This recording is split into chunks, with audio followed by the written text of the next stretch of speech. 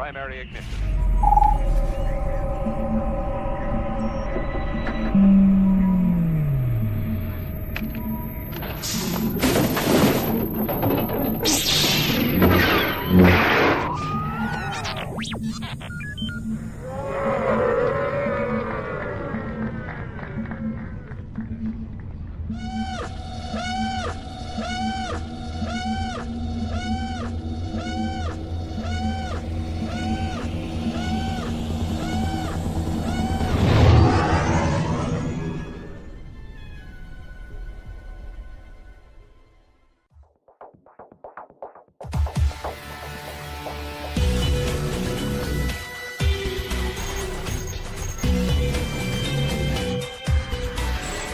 Find the more wretched hive of scum and villainy.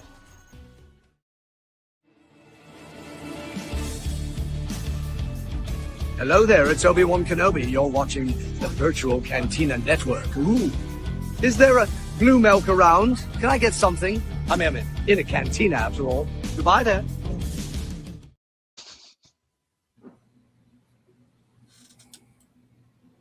That was awesome. Hello there. You know, blue milk sounds kind of good right now. Oh no, it does. Oh, absolutely, it does. I mean, yes, no, I love the blue milk in the linen kind. Yeah. Okay, the blue's okay, but the green is definitely a hard pass for me. Yeah, I did not enjoy that one. No. Hey, Liberty. But yes, hey, hello, Liberty, and hello there to everyone else. Welcome to the Virtual Cantina Watch Along upgraded version. I've got Sarah and JB, not Jeff and Spencer. Cheers! Thanks for inviting us. It's the princess that upgrades it a little bit here. The rest of us are the scum and villainy that was highlighted. Yes. Liberty, you are one of the few, the proud. If you enjoy the green, that's enjoy the green more than the. But yes, welcome all. We are going to be continuing this evening with the March Maulness. Yeah, fantastic. Because all the things, it's getting real. It's getting close, and we're getting very close to what are the first? Oh, there we go. There we go. What are the hyperspace? Hey, what are the first dates? What's the first episode? Is it the 6th of April? 6th. So it's a week and a half away. Yep. So a week after Monday. So yeah, we're it's around the corner. Yeah, it really is. So we're getting into as much of the mall content as humanly possible. Like it or not. No, you are Timu you. This is the see. Yeah.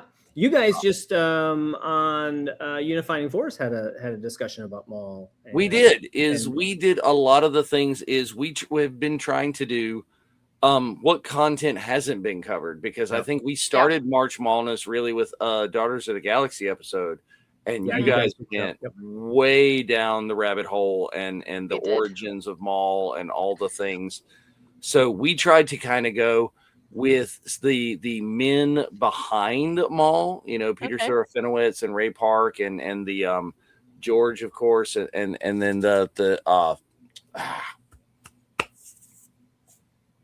not Doug Chang, but the other kind of. The artist. The artist. Ian, and that sort of thing.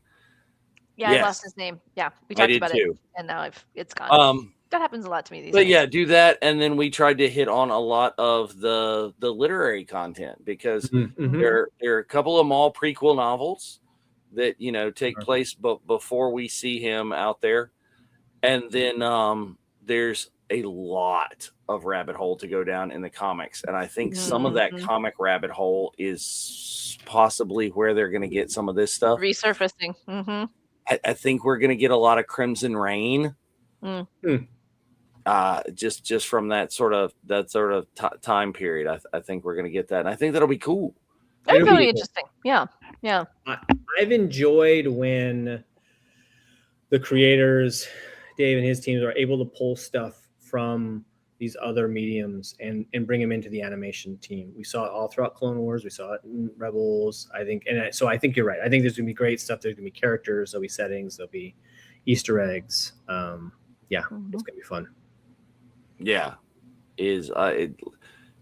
animated Kira and animated and anybody else that they bring from animated that's going to be good. I'd be real curious to see that. Yeah. Did you see the drop today? This has got to be who we're going to get.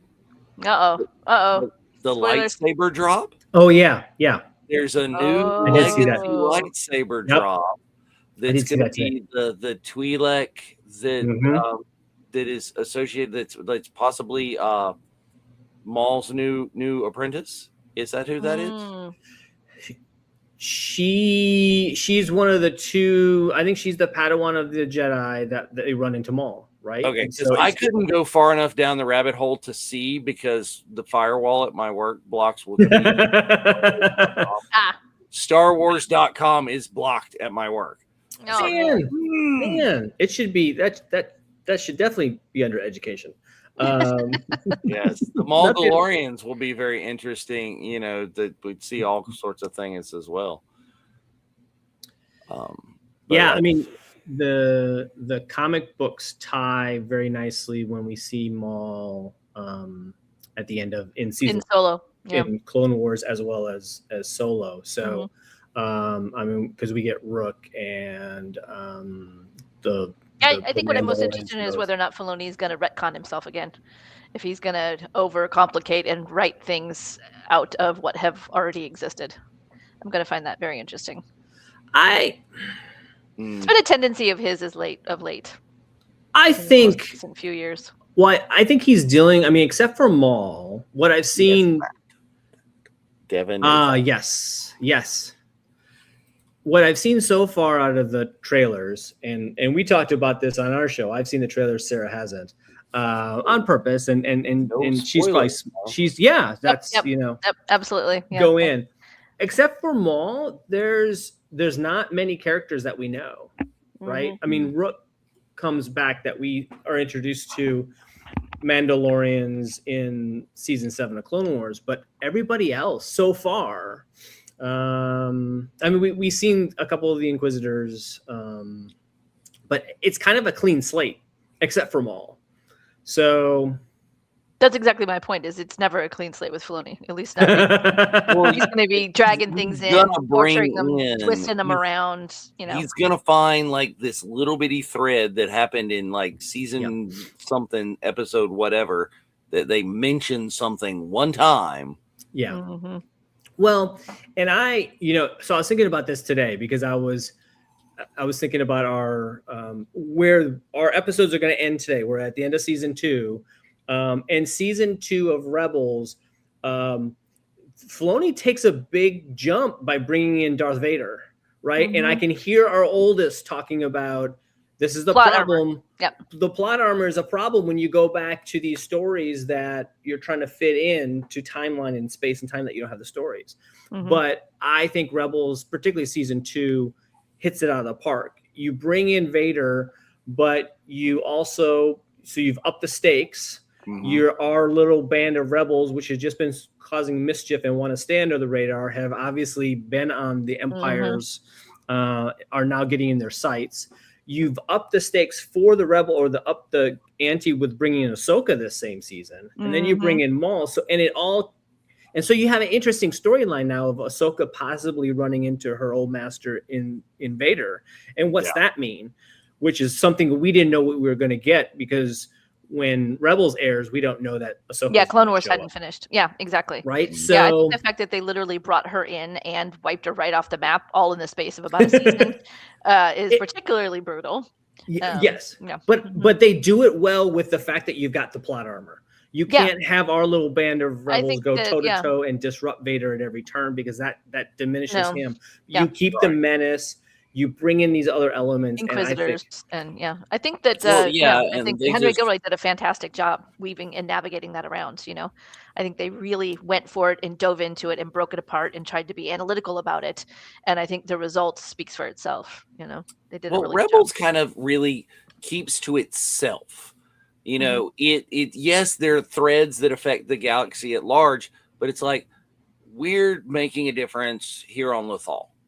Yeah, that's our goal. That is what we are attempting to do. We are fighting our part of the rebellion. Yeah.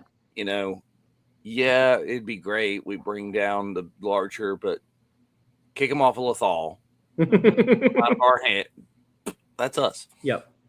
And Liberty, yeah, I've heard this theory as well, that they're trying to bring in elements of Darth Talon and possibly mashing those characters, because Darth Talon's probably not really suitable for, you know, right. show. Yeah, that's kind of what I was thinking. Is I was like, you know, I sort of hope that. Yeah. I mean, I do like this element because this was an element, and we're going to see it in today's episodes. I thought this was a good thing with, you know, the dynamic between Maul, Ezra, and Kanan. I think you've got now Devin, who's the Padawan, the Master, and then Maul. We're in a different stage, though. We're now post Order 66. The Jedi Order is gone. Our Jedis are trying, I guess, same time frame, but it's in the underworld. It's Maul's trying to figure things out, because I think we're going to start like right at the beginning. So at this point in time, I think Kanan would probably be almost the Padawan. So I don't know. I think there's going to be the tempting. Does Devin become Maul's apprentice down the line? He ends up solo. We know his fate. He ends up basically on his own. Yeah. It's gonna be fun. There's a lot to see and figure out, because yes, it's post Order 66. The Jedi are gone, but there's like 68 of them out there. Yeah, there's plenty. They're in hiding. They're some are trying to rally other people. That doesn't necessarily go well. The Inquisitors are hunting them down.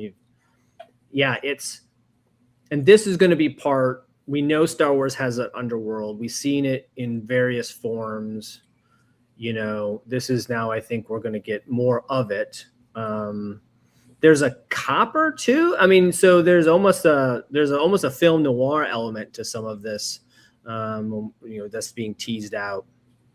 And Maul's he's on his long quest for revenge, his list, and part of that is the Sith and Palpatine in the Empire. So long descent into failure. Right. Just tell people to go back and watch the I Know show, and you'll hear all about that. Yeah. Well, I mean, we've seen that people I think it went over well. It was last year's May the 4th that we got Tales of the Underworld. I loved them. Yeah, is more talk about what's going on in the everyday criminal life of whatever else is going on in the universe.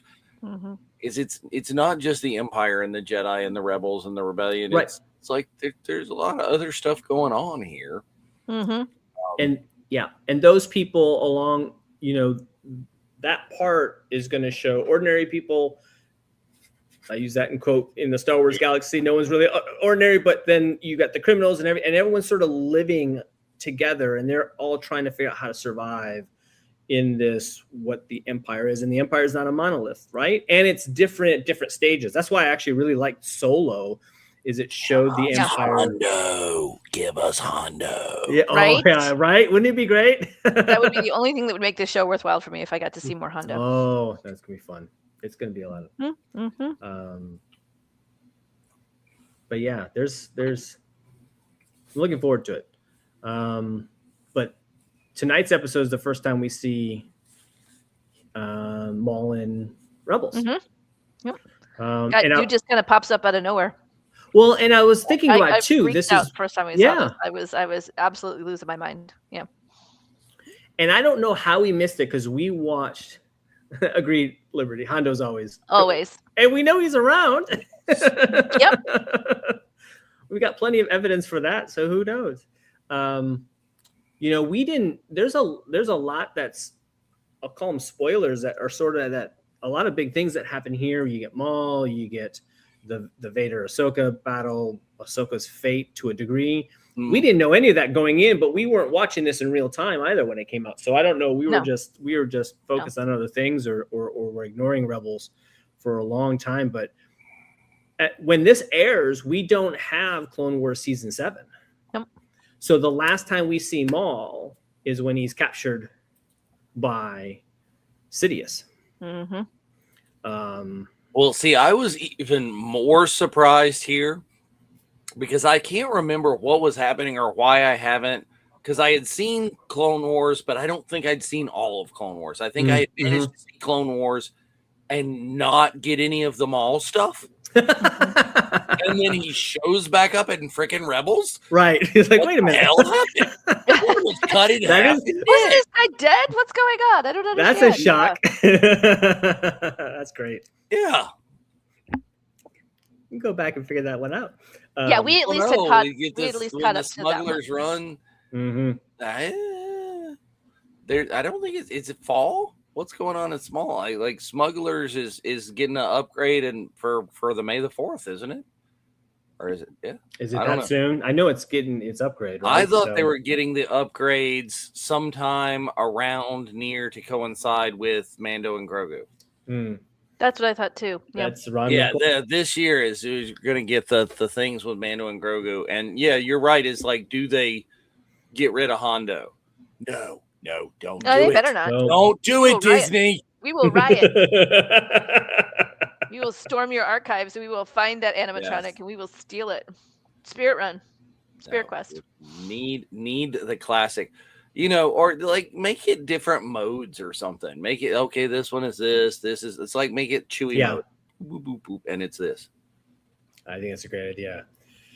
Yeah, Liberty is saying that. Right when Mando and Grogu comes out, so that's when the overlay changes. I mean, hell, less than we're 2 months away from having all of Maul. Shadow Lord, which will start Monday. I think it's 10 episodes, 2 episodes per week. It'll end on May the 4th. May the 4th is always fun. It's great. And then around the corner is Mando. So it's a good time to be a lot coming. And then in a nebulous kind of time somewhere, Ahsoka's right soon. They tend to drop that without any notice, though. Like, none of us knew it was coming, and then all of a sudden, wham! There was the start date. Yeah. Well, I mean, I don't know if they're waiting to it. Here's a theory that someone put forth. I forget where, that they haven't been talking about Ahsoka because something pops up in Mando is going to affect. Oh, sure. That. Yeah. Interesting.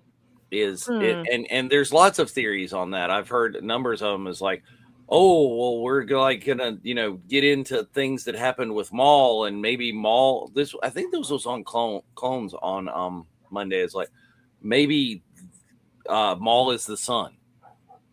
Oh yeah, because we're we Mark think we needed to go back to. He does like Maul being the son for the just for that reason. I want it to be wrong. I want him to be wrong.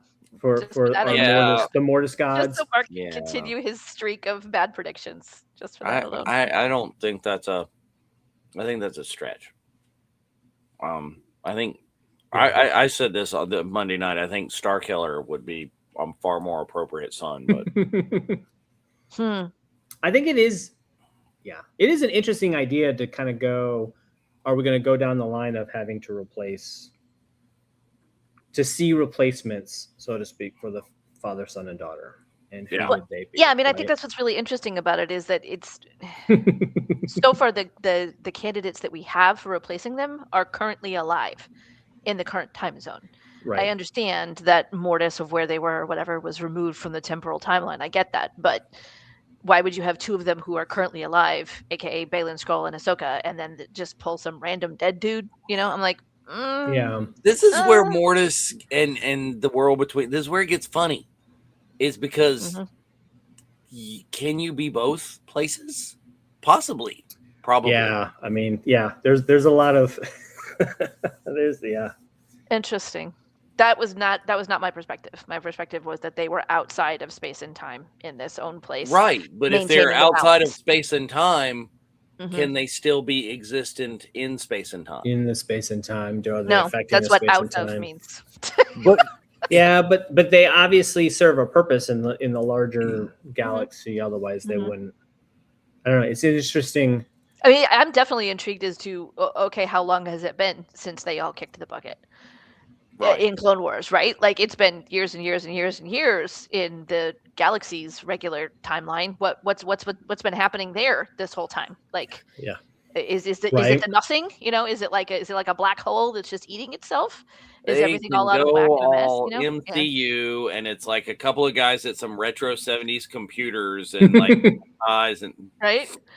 Yep. It's like, yep. Pruning no, timeline. we're running this place like a bureaucracy. That's what it is. Exactly. We're middle management, pushing the buttons, looking. It's the sacred force line. Oh, it's a whole team of terrifying space monkeys. What's Loki doing over there? Exactly. Somebody just walks in the background. That would be worthwhile just to cast Higgles. Tom. Oh, wouldn't it? Whatever his name is. Yeah. Just a voice. He's just a voice, and you just hear Loki in the background. Yeah, something. Maybe put it as a credit scene or something. I don't know. It would. That would be funny. The internet would lose its mind in some ways, so it would be kind of fun.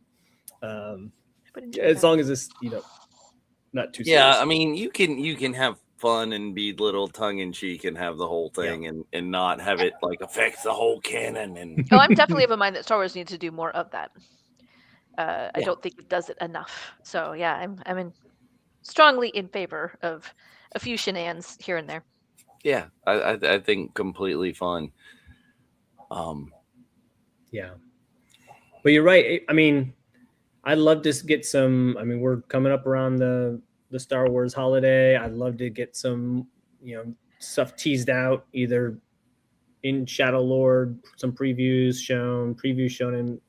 Well, they showed merch today for May the 4th. That came out. Mm-hmm. But, like, the question is, will we get another, since we're already getting animation, will we get a random animation drop? Will we get another Tales of? They've been doing that. They have. Yeah. I mean, you've got, it'd be I'm great. in favor of that. And for next year, I would very much like Tales of Rebels or Tales of the Rebellion or something like that. And it's all the backstories from the Ghost Crew, how they met. Because you kind of sort of get that. They've been talking about it on Pod of Rebellion. And I'm like, that's perfect. That's absolutely perfect. You have 6 characters. You have each little arc. And it's basically how they met, how they got into the Ghost Crew, how all that kind of stuff happened right up to before Rebels started. Well, you wouldn't have to do like all of it because how they meet Ezra and this stuff. That's already there. Yeah, that's done. But it's the it's just everybody else and how did they come together? It's like, well, how on earth do we have Zeb? Like, right? Like, how did Hera get the ghost? Where did she get the ghost? Because she already had Chopper. How'd she get the ghost?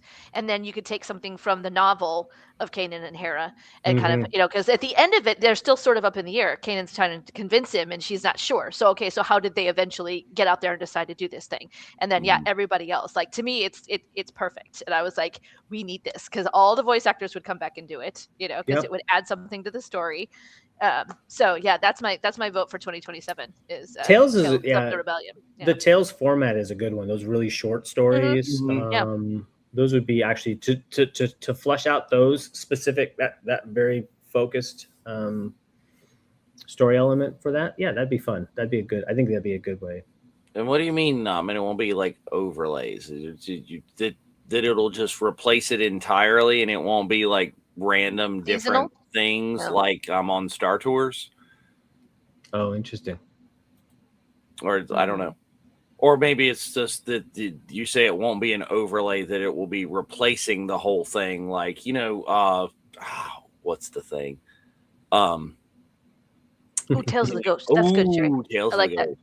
Tales of the Ghost. Like Haunted Mansion has its Halloween overlay, I guess. Oh, I suppose it wouldn't be something like that. It might be it's a permanent upgrade. No, I don't like that. I don't like that. Story. That makes me sad. What's that? If they just replaced Smuggler's Run completely and you never got any of the original characters or story again. Oh yeah, no. I like the randomization, like they do. Right, but yes, I don't. If you take Hondo, we write. Spirit Mission, right, JB? That's right. I think so too. But this is only at Disneyland, right? Disney World's not getting them.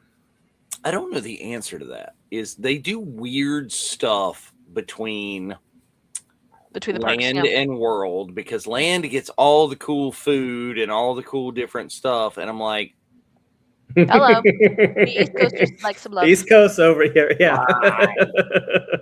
Why can't you just ship food across the country? Right. Or have one chef on each coast that knows how to make it and teach them. I mean, you do have kitchens in Florida. It does happen. Yeah. Yeah, completely changed. New story with Mando and Grogu.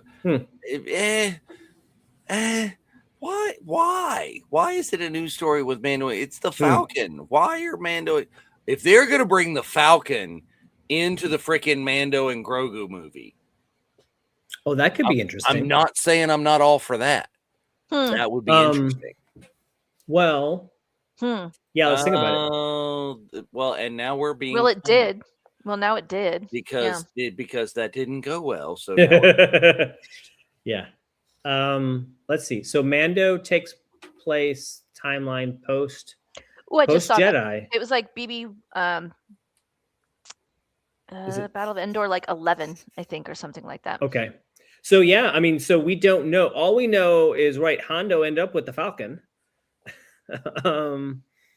So could be an interesting way to try to explain that gap.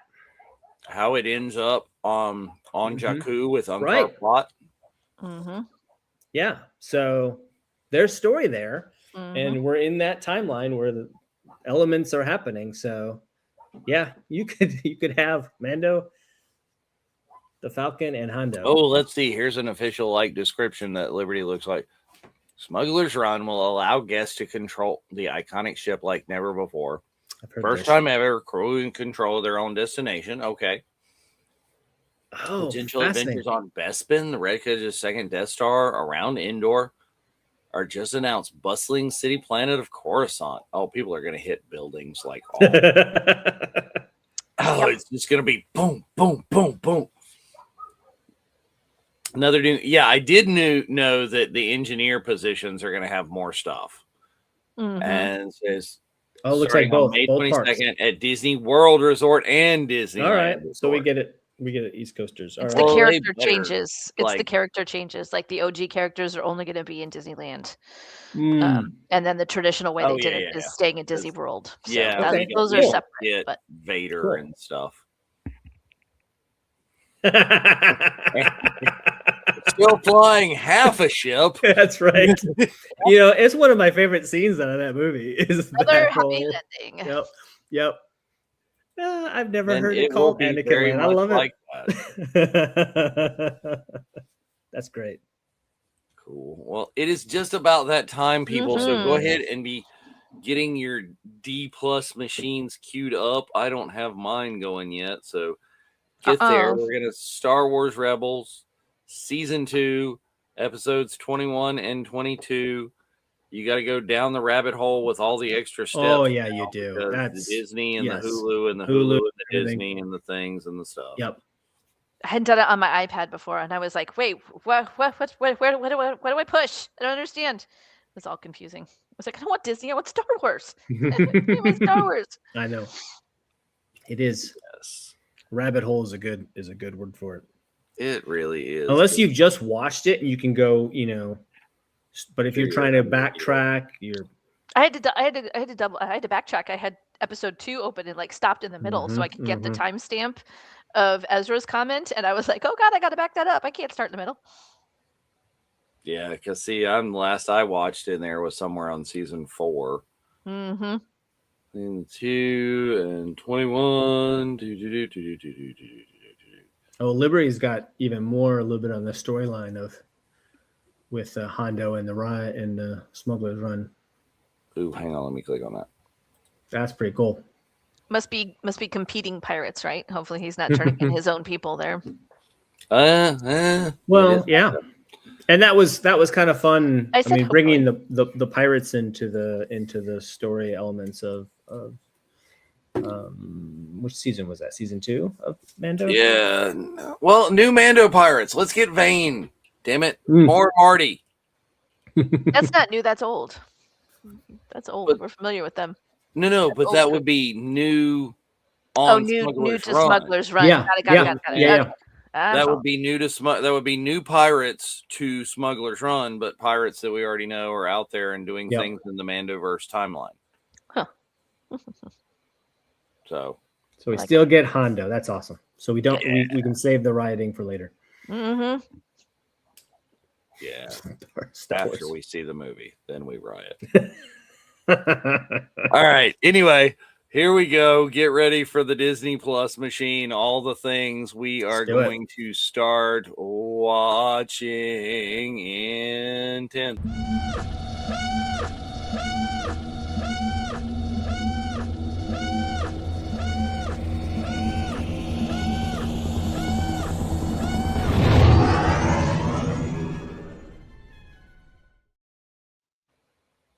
Dun, dun, dun, dun. Yeah, this episode doesn't pull any punches. It just goes straight for it. It jumps right on in.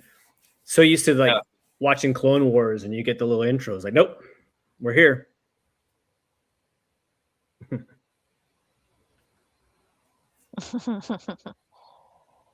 we go. Rex being smarmy to. It's the last time he sees her until Endor, I guess, maybe. No, I don't know. Yeah, that's a good point. When do they actually get to see each other again? Yeah, always a little bit of truth in legends. All legends material that still exists that they keep pulling from. And I've heard. I think this was specifically when Dave brought Thrawn into it. I think he's always, if he can work things that aren't in the Legends world into the canon, for lack of a better term, and make it work, I think it's a win-win. People are going to complain anyway because they're going to say, well, it's not like it, but you have both, and you can kind of gravitate to it. But I like the fact, because I like it a nod. And even though I'm not I don't do a ton of the EU stuff, I appreciate the fact that it's out there. Yeah. And there's stories out there, and there's fan fiction out there, and it's a big enough galaxy to allow that type of creative energy just to exist.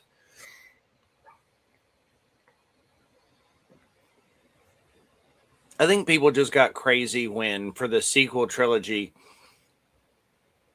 they grabbed just teeny tiny little minor things from your product still has to be good. EU and wackadoodle. Good. It's like, it's Ben Solo. No, damn it, that's supposed to be the twins. Should have been the twins. Yeah. It.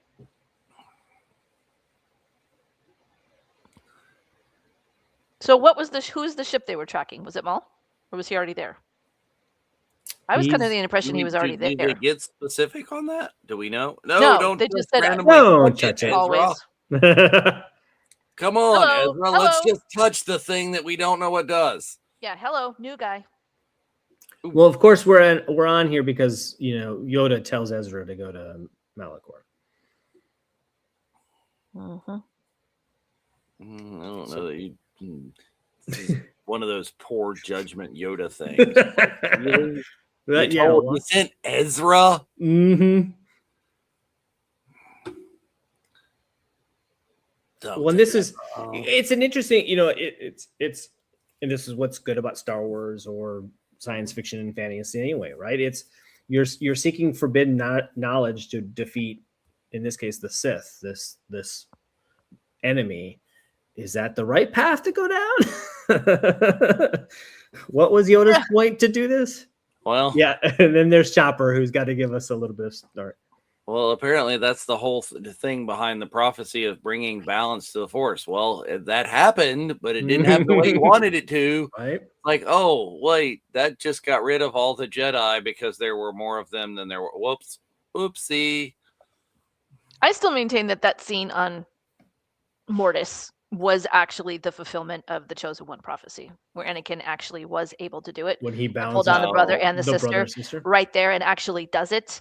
That was the huge shatter point, the huge moment that all of the prophecies were seeing, was him having the power and the ability to do that at that moment in time. Look at you bring in Mace Windu reference there. I know. But everywhere else, everything that happened after that was Anakin's choices. That was what everybody saw. That was the big point. That was the hyper point, and everything else was his let's choice. Not just go touch random lightsabers, dude. It's got a hilt. Look at that. But what's interesting, they put it on Pot of Rebellion. This came out before The Force Awakens, so they actually stole that from Rebels. Well, I guess this was after too. They made so many more there's so many more lightsabers with cross guards and like knuckle dusters and the whole deal in the High Republic. The High Republic goes. They're friggin' swords. Yeah. There's all variations of things. I like the cross guards. I know you do. I'm with Ian on this one though. Oh, guess who? So it was the Inquisitors that we were tracking. Okay. But who is the Inquisitor tracking? Why is he there? Yep. Woo! More explosives. Speaking of all kinds of swords, the most impractical swords in the entire Star Wars canon. Our son has a huge rant about this one. He hates it. He's like, that's not how plasma works. I can hear him now. Like, oh, for God's sake. He's like, no. He doesn't mind the spitty bit, but it's the helicopter thing that just absolutely sends him right into a spiral. He'll rant about it for at least 5 minutes straight. Gadget. Oh, it's ridiculous. Lightsaber. He's like, that doesn't work. He goes, no. He is. I like the it's spinning just blade. A force jump with the spinny. Well, I like the fact that the Inquisitors, because I've always kind of noted, they're obviously force wheelers, but they're not, because they didn't go through the full training as a Jedi, and they're not. And Vader's really, he's not taking the time to bring them up. They're at where they're at, so they're using technology to enhance their fighting. Well, essentially they were just children that didn't get their full training. That are just like, join me or die. Yep. Good try, Ezra. He's trying to resist. I'm not going to tell you that. Yeah. All playing this reminds me of Yoda just playing the little forest creature. Oh yes, found someone you have. Yeah. I don't know. He kind of reminds me of a pedo in this one. It's a little creepy. I don't know. I mean, that's your big plan, Malls, to go. Windowless van, tear-stained mattress, go after the kid. Yeah, you're a big bad dude now. Go for the barely teenager. Ugh, it's creepy. He's looking for an apprentice. No, he's looking for the holocron, and he needs somebody else to help him open the door. He does. Jabba. Oh, here he is, Jabba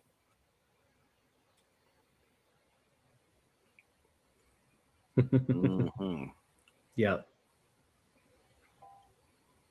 Yep. Interesting, even though we don't know it, by this point in time, the Shadow Collective has already been formed. Maul has already done a Shadow Collective, which included the Hutts. And crashed and burned. Not that this works anyway, but it's just, wait a minute. See, they finally figured it out. It's like, wait, there's an Inquisitor. He's not tracking us. Who is he tracking?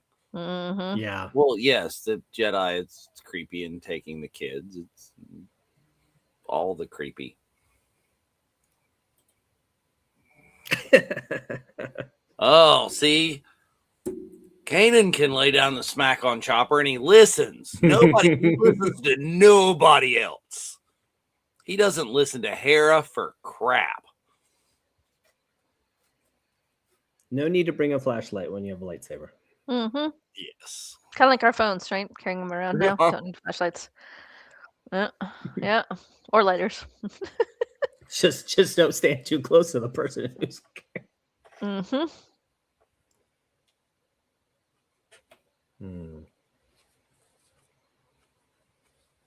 Definitely not.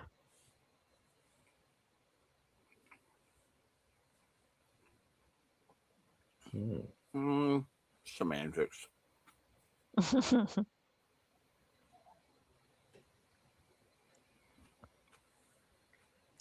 He's telling the truth. It's an interesting. He is. Just enough of the truth. Mm-hmm. Which is what makes the lie so perfect, or the lies, the tales that he spins. Is so much of it's actually anchored in truth.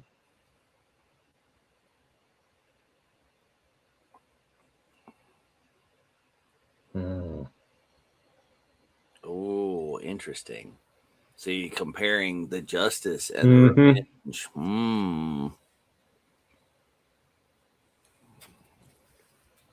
So great. Why exactly does, well, I guess, have they met Vader at this point? Oh yeah. Yeah, they had it. Season 2 started.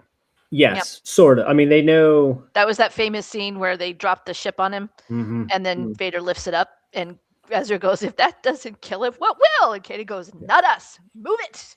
Well, that's why I'm kind of thinking is like, why are they so obsessive about destroying the Sith? Because really, do they know who the Sith is?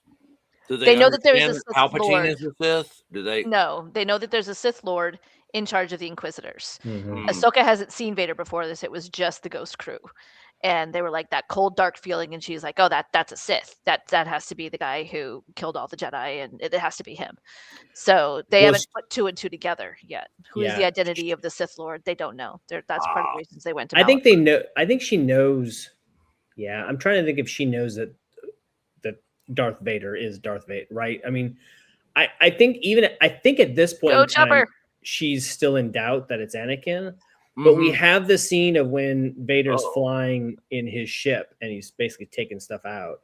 And 2 of them force link a little bit. And he's like, and that's when he realizes who she is. But she basically has a mental breakdown. She completely blacks out from the emotional because she doesn't want to face it. And at the end, she even says to Vader at the end of this, she's like, "I thought I knew who you were, but that's not possible. You're not him. You can't be him." So I think she knows it somewhere deep in her non-conscious brain, but her conscious mind is not letting her believe it. Well, it would be like the whole thing is once you've fought him, helmet or not, is you ought to figure out that. Yeah. No, I think that's what makes this season work with these characters. Dave would not approve of that last part. Nope. Dave has said in interviews that he did not want, obviously, Ahsoka and Vader, because they could, as characters, overtake Rebels. But he's using them, and I think he's using them very, very well as proxies, limited enough to drive the story for our main characters, to elevate the stakes, to add weight, emotional trauma, as he's so very good at doing. And this Ahsoka Vader, the Force lifting rocks. The Force is for lifting rocks. The Force is for Maul is just using this as an excuse to make him use his anger. Yep. Well, I love Sam telling the story about how Dave got these episodes filmed in the booth. That he literally physically stationed Taylor Gray between Sam and Freddie Prinze Jr. And of course, they're both huge Star Wars fans with massive depths of knowledge. And Taylor Gray didn't know anything about Star Wars.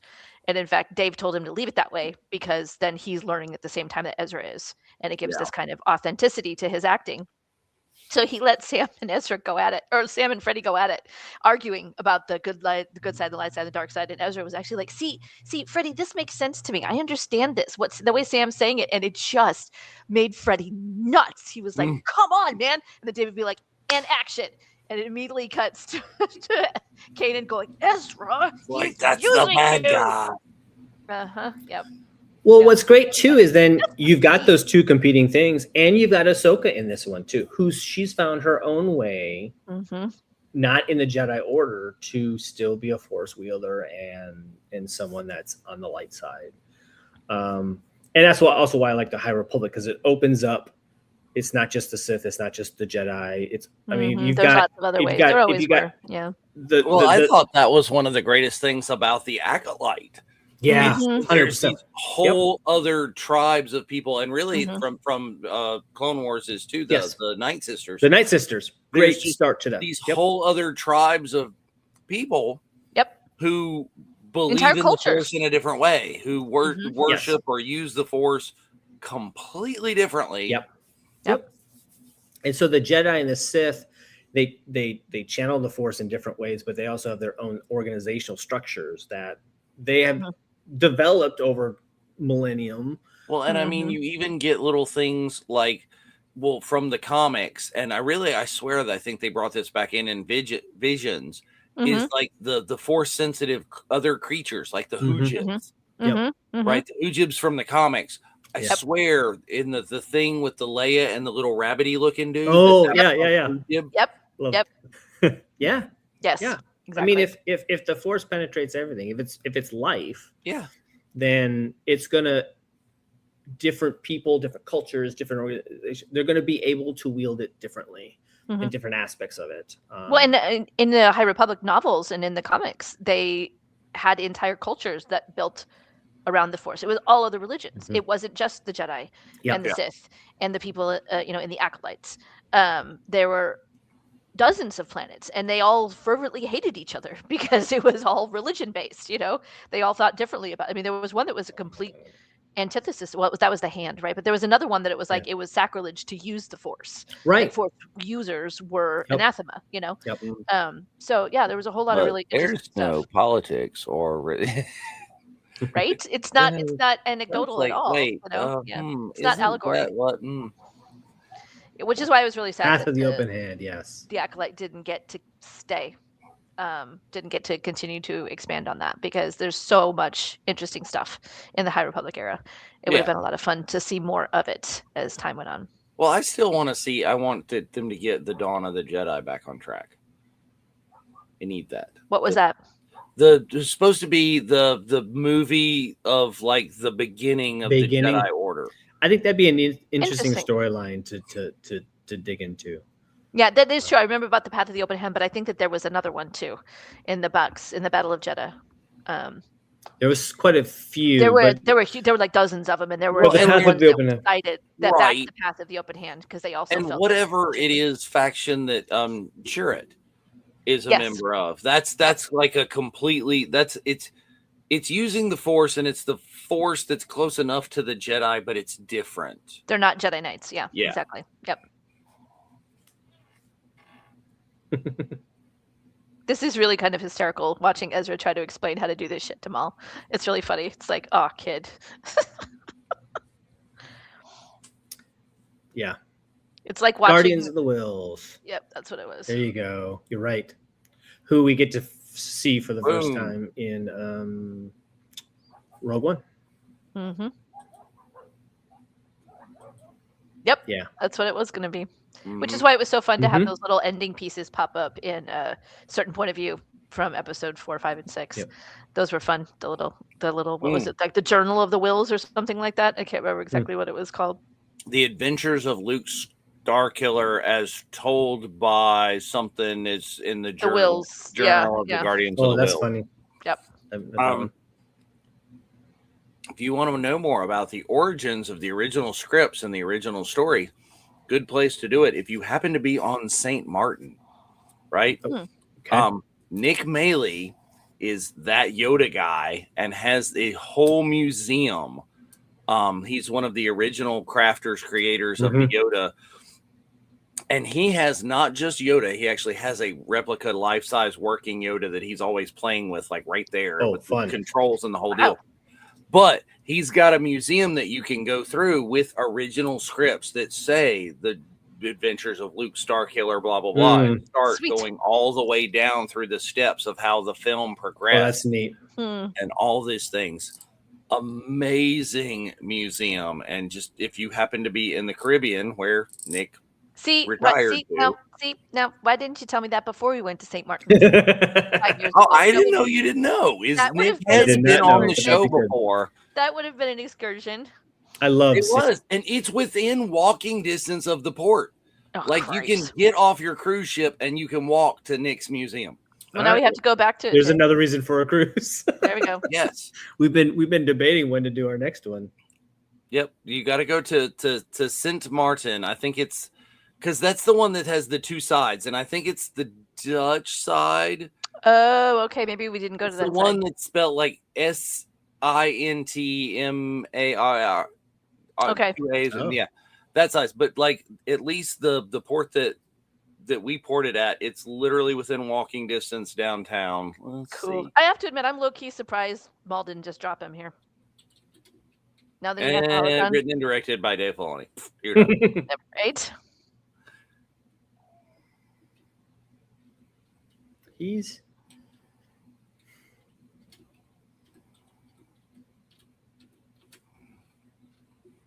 enemy of my enemy.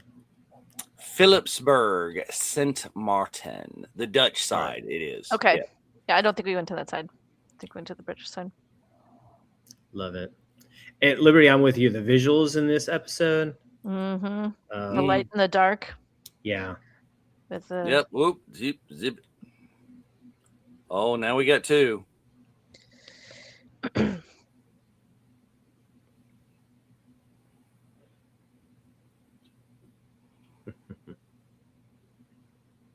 And now everything is all red. Yeah, all red on the inside, but a very, very black and white monochromatic on the outside. Yeah. Give it to me. Give me the holocron. Ezra is just such. Well, but I mean, honestly, at this point, what else are you going to do? Go backwards and try to open the door by yourself? I mean, he doesn't really have a lot of choice. He's got to buy for time to help his friends show up because he doesn't really have another option, you know? I mean, I suppose that this shows the open-mindedness of the world of Star Wars, that you don't immediately suspect that the giant red and black guy with horns and yellow eyes is the bad guy. Is the bad guy. It's like, oh, it's just some other creature character in the world. This is so funny. Ahsoka's like, the hell? Oh, what fun. Oh, boy. I love this. That's where we end. And directed by Dave Filoni. There it is. Yeah. There we go. All right, people, we're going to go ahead and like pause right here for a second, and we'll do another 10-second countdown so you can, however it is that you get to your next episode, get to your next episode. Mm-hmm. Season 2 E22 will be right there, but just go ahead and pause. End of the episode. The end of the season. End of season 2. Whew. So many things. Big one. There's a lot. There's a lot going on right here.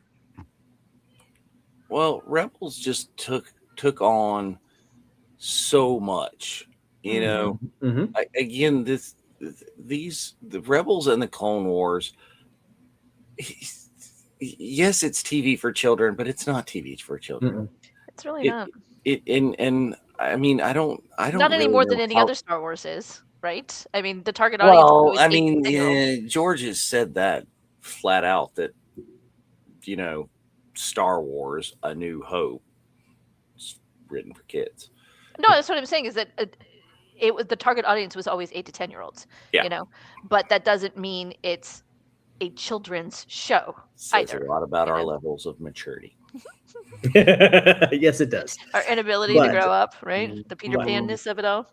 Well, I mean, yeah, I think you look at stories. I mean, let's just take Grimm's fairy tales for whatnot. Mm-hmm. These, and they are targeted for younger audiences because other cultures don't necessarily dumb things down. They The way American culture does. To kids, because kids are living in this world and are affected by all the things, the scary things and the evil things that are out there. So it's nice to be able to package it in these type of, I'll use the term fairy tales to teach lessons and have metaphors. And so I like the fact, but that's one of the things they talk about frequently on Potter Rebellion is that they don't dumb it down. They don't preach. Right. They don't over-explain. They just put their characters in the middle of it, and you watch them get out of it. And sometimes not gracefully. Sometimes they make mistakes. Sometimes there are very dire consequences to the decisions they make, and they respect the audience enough, regardless of how old they are, to come to their own conclusions about what's right, what's wrong, what's a good behavior, what's bad. I don't know where we as a culture got to assume that animation is for children, because the Flintstones and the Jetsons were sitcoms. They were the Honeymooners. Yeah. They were right. primetime adult TV shows, and now they air reruns like when on kid shows. That's what they are now. Yep. The amount of adult humor in Looney Tunes. It's ridiculous. Yeah. Like Animaniacs, completely written for, I mean, that was targeted at children this time. Oh, this is when the kids are watching. But yeah, well, I mean, talking about even more so than Adult Swim, which is specifically targeted at adults, is you've got all of this other stuff that was more mainstream. Absolutely. On network television. Yeah. Yeah. And it's because they've always had, even more so than that, than Adult Swim. It's where like Ren and Stimpy came from, Spike and Mike's film festival, and that sort of thing is definitely all the thing. Yeah, the humor in Toy Story is Pixar picked that up, and Pixar, now I think that's probably some of the downfall of the Pixar is it's started removing some of that stuff and making it more Disney-fied. Oh, interesting. Becoming more of mainstream Disney, and losing a little bit of that original edge that they could get away with when they were just kind of we're Disney and we're marketing that, but those people are still that other company over there. Yeah. Interesting. But I think animation offers a medium that works pretty well at those various levels and layers. That you can appeal to both sets of audiences intelligently, and the adults will get the more adults or more obscure stuff, but the kids are just going to enjoy. But they'll also start to pick it up, and as they're able to mature and grow, they'll see more out of it. And the so I like animation in all of its various flavors and its forms. Whereas you have the other flavor of animation now, which is you have the adults liking not the adult content built into it, but the wholesome children's content, because adults will watch Bluey just on their own. I've heard that our kids are too old. It's not for like, there's adult jokes. But it's just Bluey. That's good. Bluey. Yeah, but that is all anyway, right. We digress. We do. Everybody, start getting. There we go. Part for 2. your next episode here. Get ready to press the play on episode 22 in 10.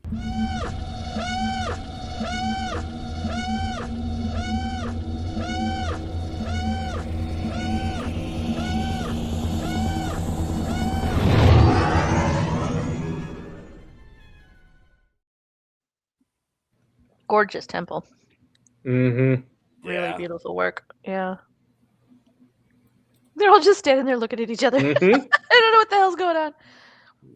The Bluey. Everybody loves the Bluey. This is why Bluey's going to start popping up at Disney World. Formerly Darth. Just Maul. Just Maul.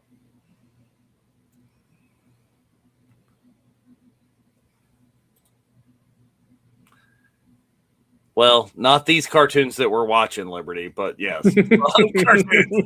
Yeah, this one's in particular. This one is not comforting in any way. I do have to admit, I was really annoyed that Ahsoka didn't just pipe up and look at Ezra and say, "You have no idea what you're talking about." Yeah. Ezra going, "I swear he's on our side, kid. Shut up. You have no idea what you're talking about." There it is. There's that great picture.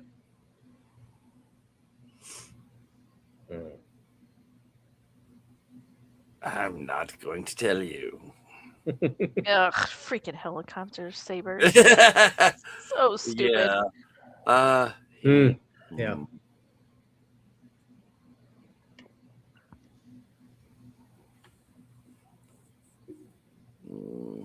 The end game. You ain't seen no end game yet. You just wait.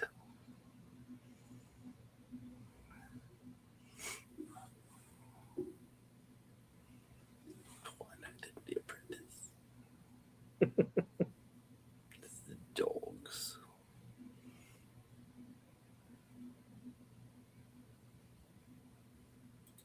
Right. Yeah.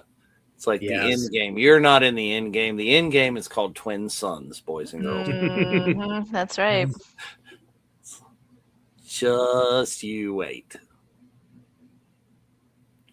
See, that's the thing, because there have to be 2 to open the temple. Did we not learn this? Has he not opened the Jedi temple with Kanan yet? Yeah, he's not that's equating season the 2. 1. He's not equating the 2. He's trying so hard to convince everybody he's not a duped kid. He's not making the connections.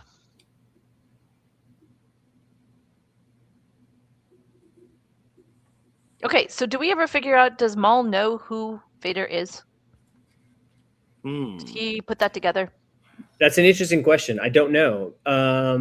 He clearly knows who Vader is, and Vader's in charge of the Inquisitors. He's got that together. But does he know that Anakin and Vader are the same person? He knows. Does he care? He knows in. I think he does. He always cares. That's the thing, is he tries to say he doesn't care, and he has been all up in this chili. I mean, at the end of Clone Wars, we see that he's like, well, Sidious is clearly trying to groom Anakin. That's his plot, to become right? his apprentice, right? That's his plot in season 7 is to kill Kenobi and Anakin, specifically Anakin. So Sidious doesn't get a powerful apprentice. Correct. But he knows that he's going to become his next apprentice. The fate of Anakin. Yeah. But does he know that Anakin, the fate of Anakin after Mustafar becomes Vader? I don't know. Right. It's just like, I'm just saying, is he just like, oh, Anakin is Vader? Is this the kid I tried to kill on Tatooine? Right.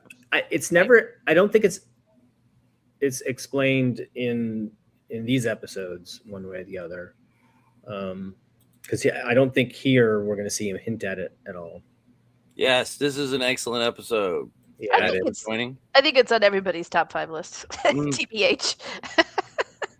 What's got? Only 2. Good. Only 2. You go with Ahsoka.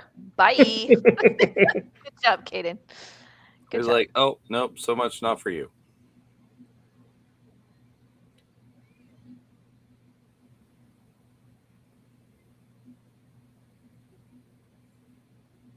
But it is an interesting question, because we've asked this before of who knows that Vader is Anakin.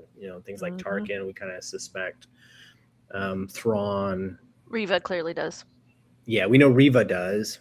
Right. Because she tells. But even Obi-Wan didn't know it until his confrontation with Leia. Well. Yeah, Reva has to tell him that in that. I like that aspect, partly because I think it's one of those things where it shows a character of Obi-Wan who's cut himself off for the Force, first for probably protecting himself and Luke. Think if he had been connected, if he'd been connected that way for 10 years, he would have caught on. There's this great big evil black hole out there. What the hell is that? And he might have been able to put it together. But I think the fact that he was so traumatized and so grieving. And so is the comic there that you're talking about, is that part of what ends up being Twin Sons? Is that the same thing, or is that another thing? Unknown. That's interesting. It is interesting. Yeah, what's the publication date on that comic book? We need dates. We need details. We need to know.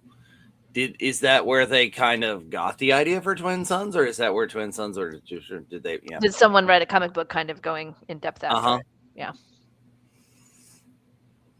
Yeah, it's interesting. Oh yeah, let's split up. Freddie, did this ever work out for Scooby and the gang? Nope. Freddie, you don't split up. Okay. That's when you meet the super. Yeah. That's right. That's when the monster pops out. So it was a concept in 2005. Okay. Well, we can see elements. It's interesting because we see elements of it because Maul. So it wouldn't be surprised that this is part of the inspiration for the way Twin Suns ends up, because Maul does end up on Tatooine. Yeah. He does learn about Luke at the very end because he's figured out that Obi-Wan is protecting something. I love that because I love that question. He asks him if he's the chosen one. But then we also see in the Kenobi is, Reva goes after Luke when she figures out.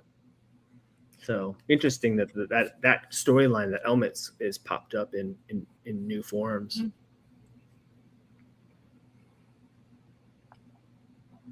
Oh, there it is. Droids, little midget droid. I love those. I kind of do too. I was actually just thinking the other day, is like, because I was so impressed by the R2 that we saw at AwesomeCon. I'm like, it'd be great to make a droid, those droids, and somehow try to make it actually flyable, like a drone, a small drone. And then that'd be a wicked Gospel or something. I'm just more fascinated and distracted by the technology of these large stone elevators that endlessly sink into the planet and just come up as a solid mass. Right? Yes, Sam is amazing in everything Sam does. I'm just glad he stuck with the character as long as he did, because it wasn't until these episodes, and in particular Twin Suns, that I had any respect isn't the right word, but I guess any interest in Maul. He finally got me to appreciate the character with these 3 episodes in Rebels. So if he hadn't hung on as long as he did, that would have been a dark day for me. So yeah. Well, finish her. Is that Sarah Michelle? Yeah. Yes. Yeah. Yeah. Nope. There she goes. Oh, he can. Bye-bye. Well, that's the difference between the light and the dark side right there. Sweet kitty. Hello.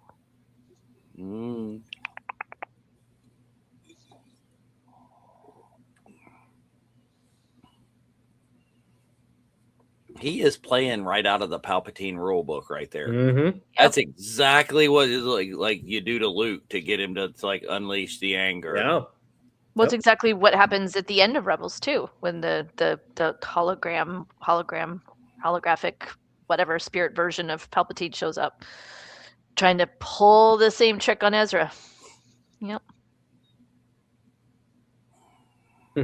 That's the manipulating the whole parent angle, though. What is the whole thing? Are the stars really just pinholes in the curtain of night? Wait, no, mixing metaphors. Wrong. Wrong one. Wrong one. There can be only one. No.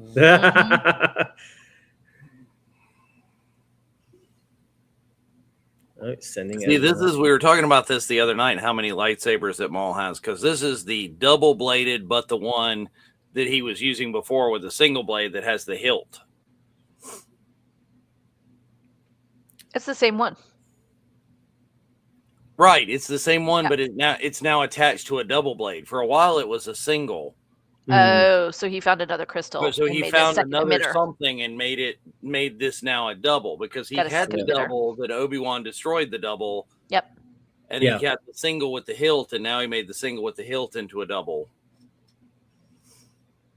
Yep. Got a second emitter. And then had the Darksaber in between there sometime. At some point, yeah. It does, yep. Oh. Yep. Oh, my new apprentice. Oh, smack.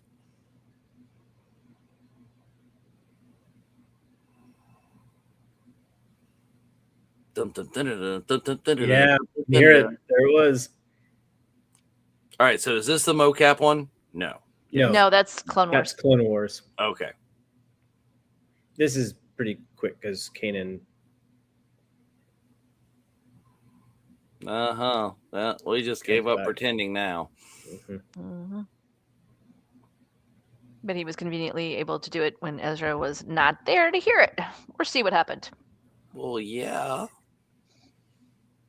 This always reminds me of the Dortmunder. Yeah, don't tell the story of Darth Plagueis the Wise when there are other people around. Right. This always reminds me of the Dortmunder from Firefly. This little image, it looks like that stupid, ridiculous ship that the... Oh, I see. It doesn't have the angles, but from the first time I saw it, it looked exactly like the Dortmunder. Them's the Foreign the Alliance. Oh, and speaking of which, can we not wait till we get animated Firefly? Holy crap. I'm so excited. I was one of about 3 people that jumped up out of my seat in the middle of that auditorium in the front row. Yeah, I was all excited. I was hopping up and down. I turned around and nobody else was standing. I'm like, shit. Had to sit back down. Yeah, no, actually, this was exactly what I was thinking of when they were talking about the show, is basically the way that Rebels just slots in right between Clone Wars, the prequel trilogy. It just fits right in there. And I'm like, they're going to do the same thing with Firefly. They're just going to chunk it right in there between the series and the movie. Well, I mean, it makes sense to do that because, of course, they were getting Tudyk back. Yep. Otherwise, it makes no sense to have Tudyk.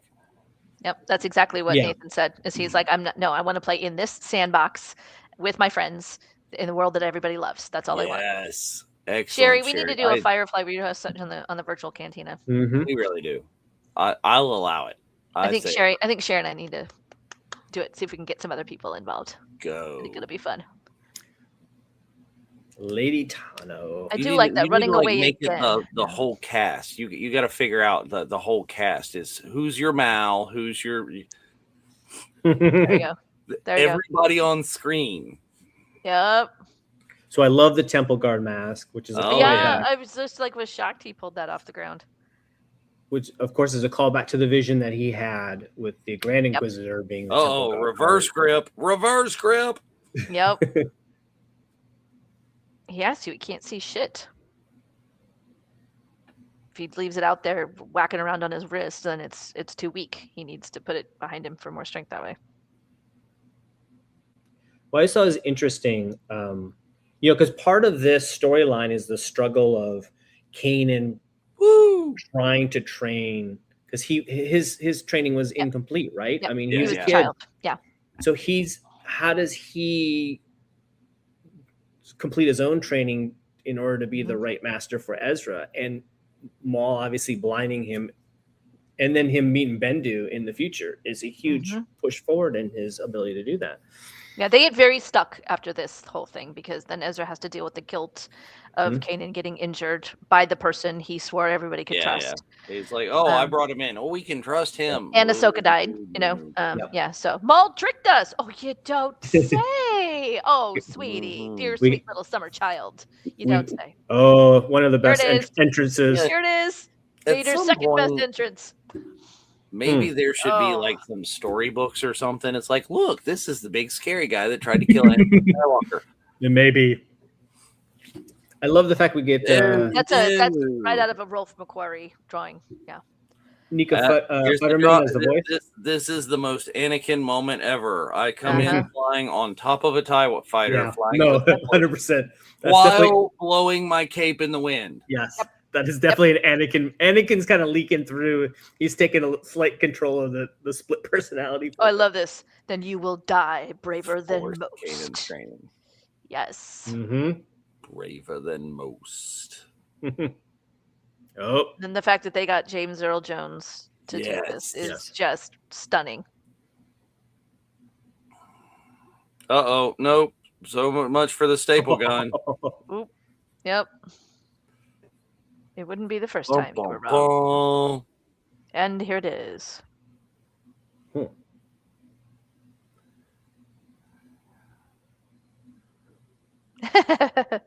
Gave me something to look forward to.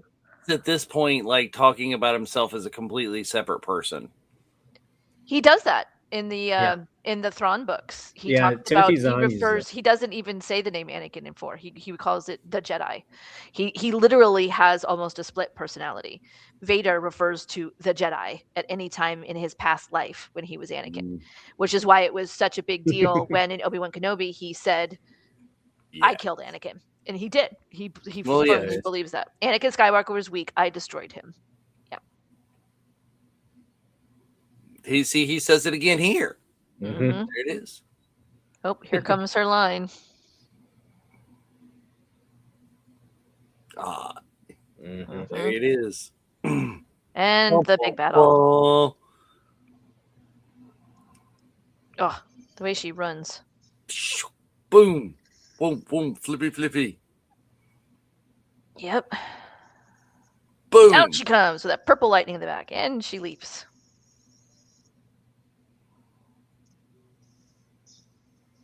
Oh, the music. This makes me want to go back and see the Ahsoka season 1, The World Between Worlds. Mm-hmm. I need a lot more training. Yeah. My favorite Ezra line. Yeah, like, he's just like, no. I suck so hard. Like, oh my God. Good job, kid. This is gonna suck. Do you think there might be consequences of grabbing the big lightning thing? Well, he's got to do something. Aw. Little Chopper's holding his hand with his little claw. Oh my God. I love Chopper. Oh. She's going after him like a spider monkey. She does, yeah.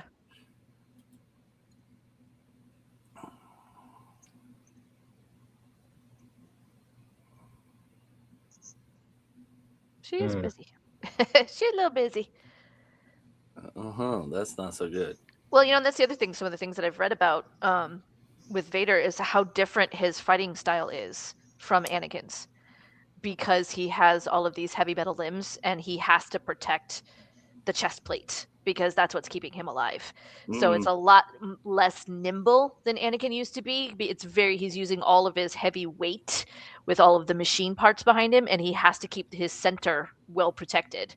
Whereas Anakin was a lot more open and fluid and didn't have those same considerations. So it kind of makes sense that, especially while she's busy trying to stay alive, that maybe Ahsoka didn't realize this was the same person because their fighting styles are very different. Also, Anakin versus had Vader. to retcon the fact that he just fights like a in Star Wars. In A New Hope, yeah. He didn't have to put in a lot of effort to kill the old man. That's my headcanon now. Is he's like, yeah, wonk wonk. Okay, you're gonna die anyway. Yeah. And Chopper's still bitching at him. The man has been blinded. Whoa. Oh. No. Oh, that's bad. That's bad. Oh, this is how it works. Oh, he got you. He doesn't want you, dude. He's just looking for the holocron. There it is. This is Naruto running. Yep, Naruto. Yep. Naruto running. There you go. There it is. Her poor face. What? Here comes the original. Oh. Mm-hmm. Trauma.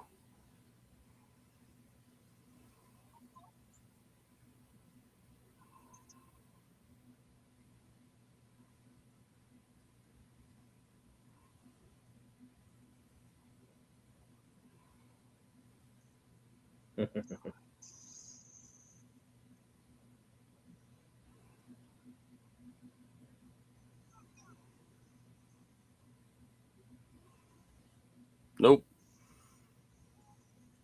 This is so reminiscent of Kanan at the end. Jedi Knight, I know. Yep, it's right there. Yeah, we're getting the foreshadowing right now. Talk about foreshadowing from hell. Oh. Boom.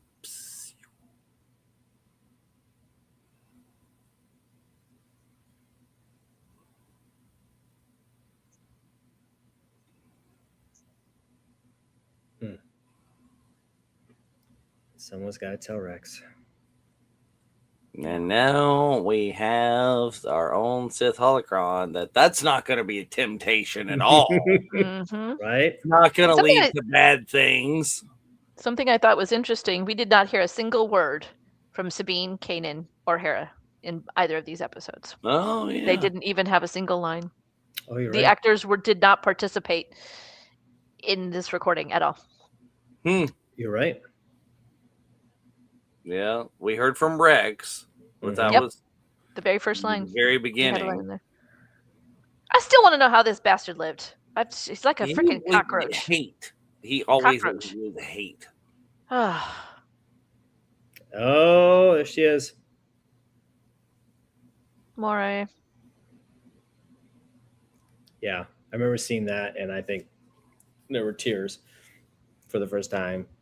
Yeah. I was like, I don't understand. Where did she go? But see, that always that completely leads you to believe that she may not have even been alive at this point. Oh, she's not. She absolutely died. That's why she was in the world between worlds. Yeah, she was dead. Then, like, her whole appearance back in this entire thing is the daughter. It's not her. Oh, that's interesting. It's an interesting theory. So she died in Clone Wars? Possibly. I don't know if I agree, but I do think that it's an interesting scene. Again, one of the interviews I read a snippet of an interview with Dave right after this episode came out, and I can't think of who was giving the interview, but she was like, she saw Ahsoka like walking down some steps, and she's alive, and it's hope. Yeah. That's not. I saw her falling into basically I saw Ahsoka darkness. walking downstairs. And in my mind, immediately went to that's essentially her fall. Again, we watched it, and I know we were watching it post when it ran. So why we don't know that world between worlds? I have no idea. I wouldn't let you look. I was like, you look, you better not say one word. And I was like, yeah, no. But you were a little busy, babe. You were in Squadron Command. We didn't have a lot of time for. Yeah, but we didn't have fun things like the VCN. I like the fact that it's beautiful music. It's a lot of imagery. Yeah. It's that powerful emotion. They leave you with a lot of questions, which was fantastic. Right. And then he was able to wrap it back around with the world between worlds, because you see her back in the temple and walking out of the temple, which is what you saw there. So I thought that was very interesting. Right. And in World Between Worlds, Ezra can't save Kanan. Nope. Right. So all these stories and these choices and the consequences that come and what you're trying to do and you're trying to make. You remember that analogy I made about the sacred timeline? Right. Here we are. Yep. But then, but then that does lead back to the reason that Ahsoka is able to do it is because of her connection to the daughter. The average person is not going to be able to be pulled out of there because they don't have that ethereal armor, I guess, as long as we're talking about plot armor. Thing in multiple places in space-time.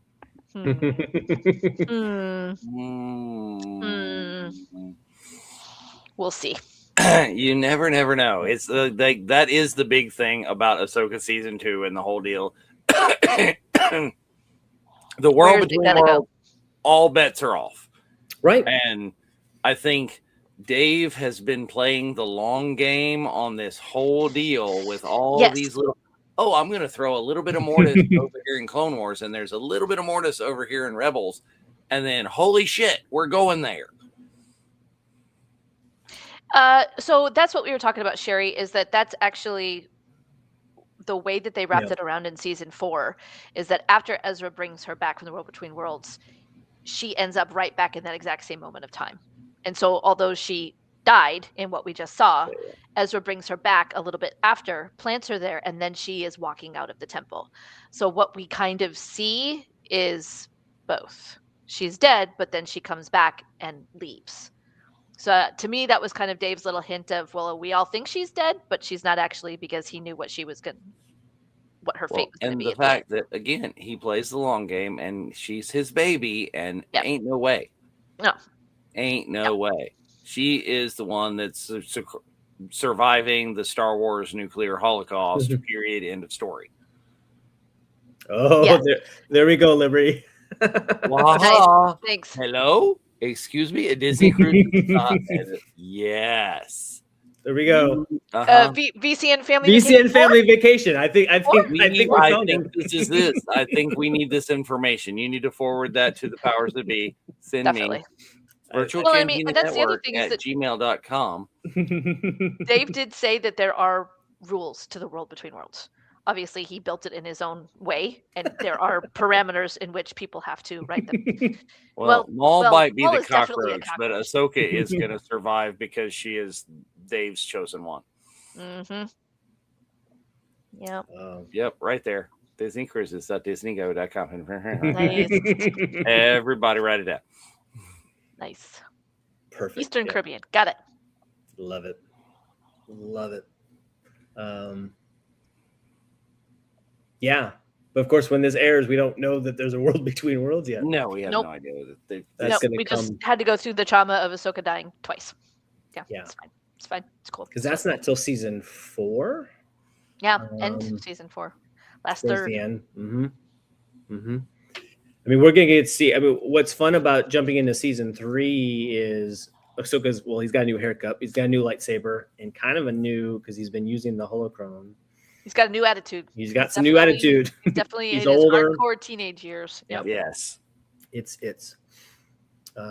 Well, and they continue at this point, season after season. Yeah, exactly. All Star Wars. Yeah. And because they continue between seasons as we go, the animation continues to get better and better and better and better. And what we've seen in the trailer for Maul, I've heard it's pretty spectacular. It is phenomenal. There's been a lot of comments about both the animation and the sound. So yeah, I'm looking forward to that part of it. If nothing else, I can focus on that. Oh yeah, yeah. I think we're going to be in for a treat. Well, yeah, the new haircut. Yeah. He doesn't look. He's not little kid Ezra anymore. He's the awkward teenage Ezra. He's the angry teenager. Well, he's the back to the wall and his fist in the air kind of thing. Yeah, he mad, covering up his grief and his guilt. Bender, though Bender had his original haircut. If he was Bender in the Breakfast Club, he would have still the haircut. Yeah. Yes. That's true. But that is what we're watching for this evening. Thank everybody for joining us. Thanks, all. Sarah, JB, thank you. Thank you for having us. Thank you so much. Hanging me out to dry like Spencer and Jeff. They just bailed. Oral surgery. Like, that's an excuse not to come on here and talk for hours. Dude, we were looking for like doped up out of his mind Spencer. That would have made for some good television. Absolutely. I'm just saying. Like, Definitely. Absolutely, Kevin. If it had been any other kind of surgery. Thank you guys for joining us this evening, Kevin and Liberty. Appreciate it. We will have Sherry and Kevin. More Maul next Thursday on the watch along. I will not be with us for that one. I will be attempting to journey to see the Northern Lights. Oh, have fun. Thank you. Thank you. This is where we get to Twin Suns. Yeah, hopefully Mark will be feeling 3 better. Episodes that join. Exactly. Thanks, Sherry. I didn't say it. Woo! The mistress of the Zoom is gunning for a new show. Come on down. Like, Firefly Revisited is ready for you. I'm here. I got the props. I got the scripts. I got all the stuff. Let's do it. The things. But yeah, thanks everybody for watching. We'll do it again. Check out all of our other programming coming up. I don't think we don't have a Life at Lightspeed this week. Nope. They are off at Chicago.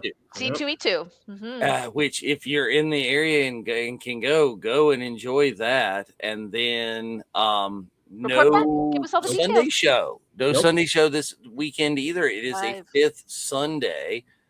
But you can get right back at Clone Wars Revisited is going to be back with us on Monday. And I think we're doing season 3 recap. I think that's what's happening. Yes. I believe. Yep, it's a recap because they just finished the season, so it'll be a recap. So join. And then April Fool's Daughter. April Fool's Daughter's show. Daughters of the Galaxy on April 1st. Excellent. Perfection. Alrighty. Well, so Until next time. Thanks, everybody. Thank you all. May the force be with you.